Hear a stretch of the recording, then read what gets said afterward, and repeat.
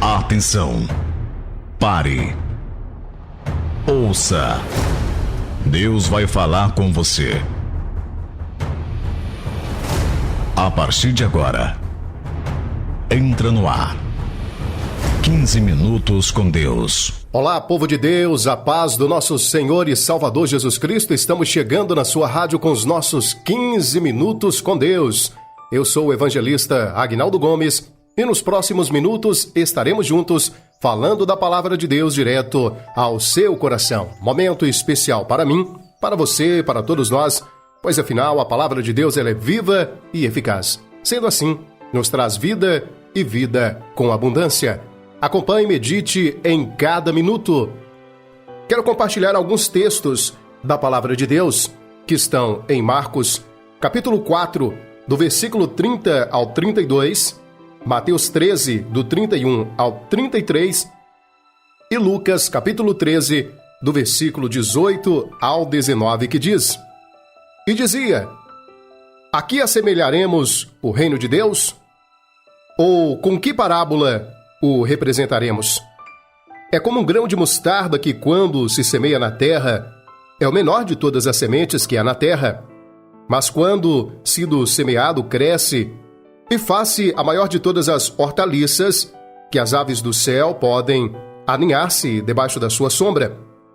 Outra parábola lhes propôs, dizendo: O reino dos céus é semelhante a um grão de mostarda que um homem, pegando dele, semeou no seu campo, o qual é realmente a menor de todas as sementes, mas crescendo é a maior das plantas e faz-se uma árvore, de sorte que vêm as aves do céu e se aninham nos seus ramos. Outra parábola lhes disse: O reino dos céus é semelhante ao fermento que uma mulher toma e introduz em 3 medidas de farinha, até que tudo esteja levedado. E dizia: Aqui é semelhante o reino de Deus? E aqui o compararei. É semelhante ao grão de mostarda que um homem, tomando, lançou na sua horta, e cresceu, e fez-se grande árvore, e em seus ramos se aninharam as aves do céu. Esses textos estão em Marcos, no capítulo 4, versículo 30 ao 32, em Mateus 13, verso 31 ao 33, e Lucas, capítulo 13, versículos 18 e 19, falando sobre a parábola do grão de mostarda. E aqui nós entendemos que o reino de Deus cresce e continuará crescendo até a consumação dos séculos. Podemos dizer que, de alguma forma, todas as parábolas de Jesus pressupõem o reino de Deus. Na verdade, em praticamente cada parábola encontramos algum elemento dele. Algumas, contudo, tratam especificamente do desenvolvimento e do crescimento do reino de Deus sobre a terra. Os textos abordados na nossa mensagem de hoje trazem as parábolas que Jesus contou para ensinar a respeito do crescimento do reino de Deus. Elas enfatizam a presença do reino, mostrando que este está presente. Ainda que não possamos distinguir exatamente onde ele está de forma concreta, um dia tudo será consumado e todos os discípulos autênticos de Cristo farão parte do reino de Deus naquele grande dia. Essas parábolas enquadram-se bem na categoria de similitude. A similitude nada mais é que uma comparação expandida. Ela quer pintar um quadro que se repete e, para isso, usa predominantemente o tempo presente em função de uma analogia. Portanto, a parábola não apresenta um enredo totalmente desenvolvido. Aqui Jesus se volta para o mundo da botânica.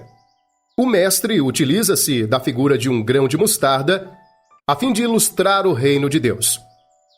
A semente de mostarda simboliza, de forma proverbial, aquilo que é pequeno e insignificante. Essa semente é muito pequena, mas quando plantada, ela cresce e se torna uma hortaliça muito grande. Essa mostarda aqui citada nas parábolas é de origem egípcia e a encontramos mencionada nos evangelhos sinóticos por 5 vezes. Em Mateus 13, 31, Lucas 13, 18 e Lucas 13, 31 Mateus 17:20, Marcos 4:31, Lucas 13:19, Lucas 17:6. Jesus utiliza aqui a mostarda negra, conhecida como Cynaps nigra, uma semente pequena que produz um grande arbusto. A parábola do grão de mostarda é uma história dos contrastes entre um começo aparentemente insignificante e uma coroação surpreendente entre o oculto hoje e o revelado no futuro. O reino de Deus é como tal semente. O tamanho atual do reino de Deus possui um aspecto insignificante, mas isso não indica, de modo algum, o que ele, em sua consumação, abrangerá, ou seja, o universo inteiro. O Senhor nos ensina aqui a não nos deixarmos levar pelas aparências. Muitas vezes julgamos as coisas pelo aspecto exterior. O ensino de Cristo apresenta o poder misterioso da fé que dá início ao reino de Deus. Jesus começou seu ministério com alguns discípulos. Ao longo da história, a igreja alcançou milhares de pessoas e continua alcançando.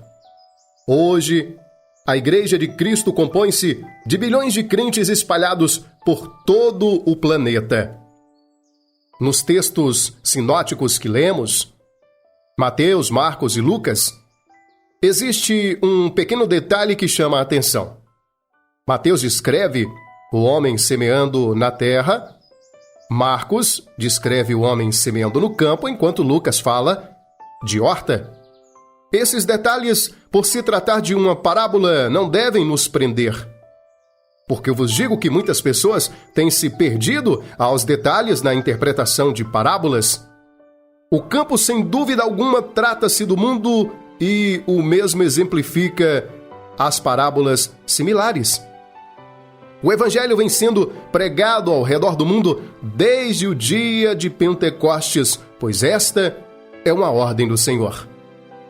O arbusto de mostarda, aqui retratado, tem cerca de 3 metros de altura ou pouco mais.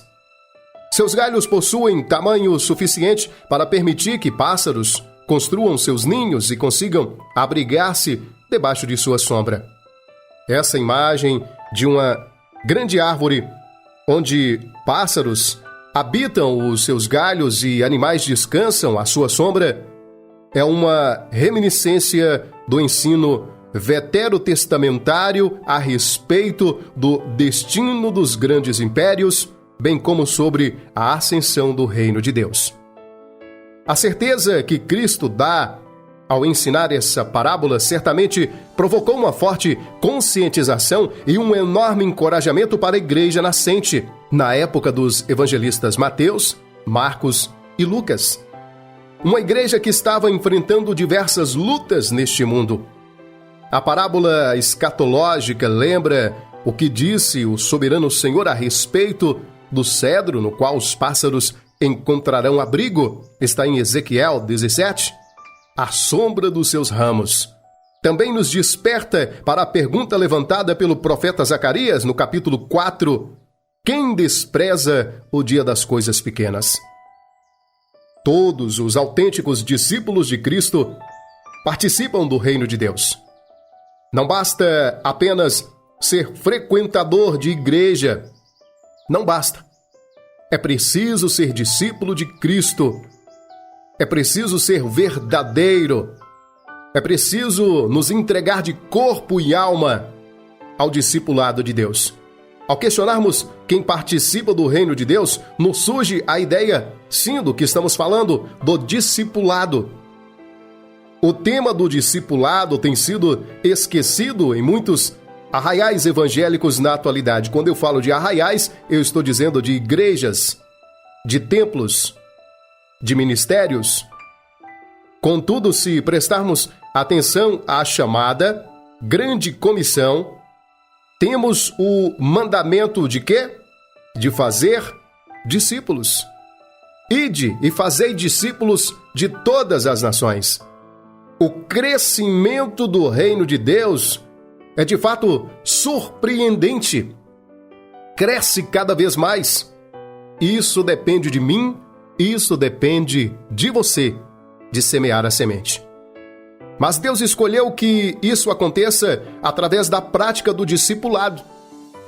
Nós precisamos ganhar as pessoas para o reino de Deus, mas dedicar tempo com essas pessoas discipulando, para que haja um crescimento espiritual. Afinal, somente os discípulos de Cristo, na consumação dos séculos, entrarão no reino de Deus.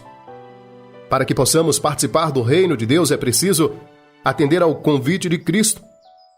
Ser discípulo de Cristo significa muito mais que atender a um convite de vir à frente, aquele famoso convite que se faz. Quem quer aceitar Jesus, que vem aqui na frente, eu quero orar por você. O texto de Marcos diz que o convite é dirigido a quem quiser. Isso significa que a soberania divina não violenta a liberdade humana. Depois de receber o chamado do Espírito, é preciso que haja uma decisão pessoal. E essa decisão, com certeza absoluta, envolve renúncia. Jesus ele disse: quem quiser vir após mim, negue a si mesmo, tome a sua cruz e siga-me. Então, depois de receber o chamado do Espírito, o chamado de Cristo na sua vida, é preciso que haja uma decisão pessoal contigo, e essa decisão envolve renúncia. É deixar as coisas velhas para trás, porque a partir daí, tudo se faz novo na sua vida. Um discípulo de Cristo não é um admirador, mas um seguidor. Jesus nos chama a segui-lo. E um verdadeiro discípulo segue as pegadas de Cristo, como relata 1 Pedro 2:21. Aquele que participa do reino de Deus é uma pessoa obediente. Nós devemos obedecer ao seu chamado, por ele ser Senhor, e também por gratidão à grandiosa salvação que ele nos deu. O discípulo de Cristo tem uma caminhada dinâmica com ele. Trata-se de um desafio diário. Todas as nossas escolhas, todos os nossos propósitos, todos os nossos sonhos e realizações devem ser pautados na vontade do Senhor. Precisamos dizer: que seja feita a tua vontade, assim como a oração do Pai Nosso nos recomenda. O discípulo de Cristo é alguém que vive em um mundo cujos valores estão invertidos. Nós estamos andando na contramão do mundo e precisamos entender isso. Quem é discípulo de Cristo vive em um mundo cujos valores estão invertidos. E observe, as coisas estão cada vez mais invertidas. Os valores estão invertidos. Por isso, entendemos que no âmbito do reino de Deus, a própria palavra do Senhor vai dizer que ganhar é perder e perder é ganhar. Nós somos chamados para assegurar os interesses do reino. E para isso, muitas vezes, nós temos de deixar de lado os nossos interesses egoístas e deixar de lado também essa aparente segurança terrena. Eu quero dizer para você que nem todas as parábolas possuem uma aplicação direta e marcante. Muitas delas, o crente precisa contentar-se em deixar que a parábola cumpra seu objetivo, sem que haja uma hermenêutica forçada. A parábola que nós estamos tratando aqui, a do grão de mostarda, nos apresenta a realidade de que o reino de Deus teve um início insignificante e, desde então, cresce assustadoramente. Ao final dos tempos, o reino de Deus atingirá todo o universo e que todos nós possamos fazer parte desse glorioso reino que não terá fim. Amém? Com esta mensagem eu quero orar com você. Pai querido e amado, Senhor, em nome de Jesus, nós te damos graças, ó Deus, porque a tua palavra foi semeada em nossas vidas. Obrigado, Senhor, em nome de Jesus, pela vida daqueles que plantaram esta semente em nossos corações. Deus, nós te louvamos, Pai, pela vida daqueles que um dia oraram por nós.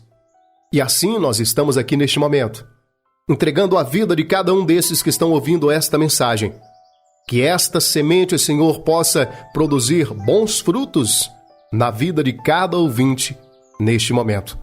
Deus, em nome de Jesus, que Teu Espírito Santo possa continuar trabalhando em cada coração, preparando, Senhor, cada vez mais os discípulos do Senhor para participar do Teu grande reino.